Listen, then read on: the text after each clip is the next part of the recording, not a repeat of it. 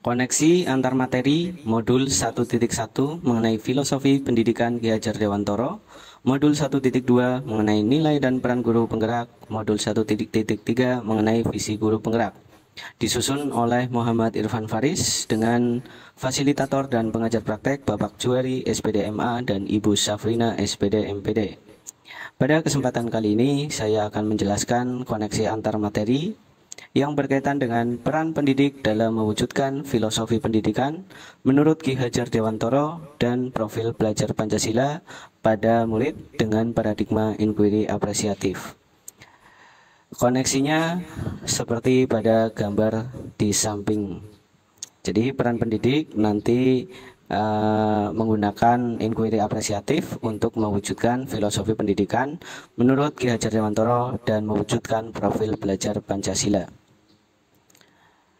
Sebelum membahas mengenai koneksi, di sini saya akan menjelaskan terlebih dahulu mengenai inquiry apresiatif atau disingkat IA.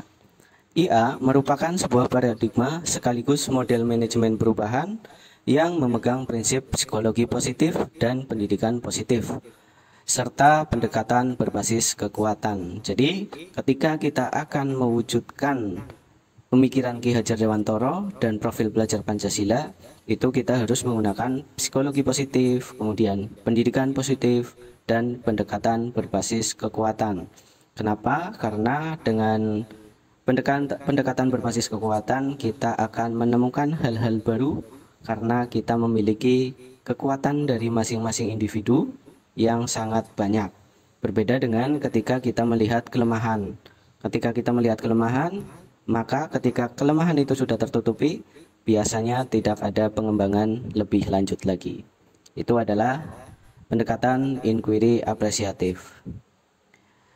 Peran pendidik untuk mewujudkan filosofi pendidikan menurut Ki Hajar Dewantoro. Peran pendidik itu sendiri ada 5. Yang pertama, pemimpin pembelajaran. Yang kedua, coach bagi guru yang lain.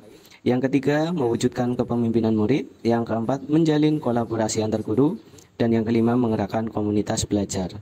Pendidikan yang dilakukan di sekolah itu sangat erat kaitannya dengan peran pendidik. Jadi sekolah atau siswa yang berhasil itu tidak terlepas dari pendidik yang baik. Nah, peran pendidik yang 5 ini itu akan mewujudkan, yang pertama adalah pembelajaran atau pendidikan dengan menggunakan sistem Among. Dengan menggunakan sistem Among ini, pendidik dapat mendidik dengan pola momong, ngemong, asah, asuh, cinta kasih, dan kekeluargaan. Karena di sini kita sebagai orang tua itu harus bisa mengatasi kelemahan-kelemahan murid dan harus bisa meningkatkan apa yang menjadi kelebihan murid. Kemudian peran pendidik juga harus bisa mewujudkan peserta didik dengan kodrat alam dan kodrat zamannya. Mendidik dengan memperhatikan minat dan bakat murid serta selaras dengan perubahan zaman.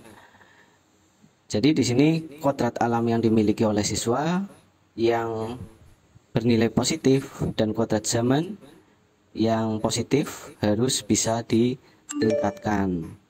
Kemudian mewujudkan asas trikon, yaitu continue atau melestarikan, kedua konvergen atau menerima terbuka berdasarkan hal-hal positif yang disampaikan orang lain, dan yang ketiga adalah konsentris atau memadukan.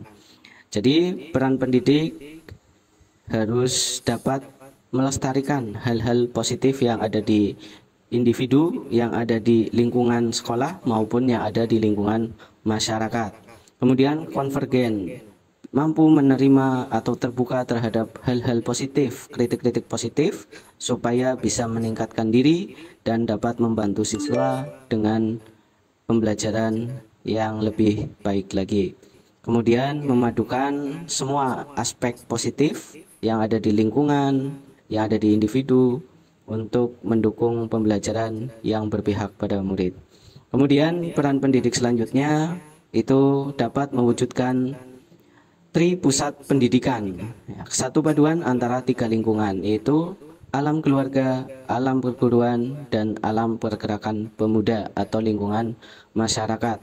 Jadi peran pendidik di sini harus bisa menumbuhkan lingkungan keluarganya seperti apa. Kalau kurang baik, harus kita cari hal positif apa yang dimiliki di dalam keluarga. Kemudian di lingkungan sekolah, sekolah memiliki hal-hal positif apa. Dan yang terakhir lingkungan masyarakat. Masyarakat punya adat seperti apa yang positif, dan ketiganya disatu padukan. Kemudian yang selanjutnya yaitu pendidik harus bisa menjadi seorang yang bisa berhamba pada anak. Menjadikan anak sebagai subjek pembelajaran, bukan objek pembelajaran.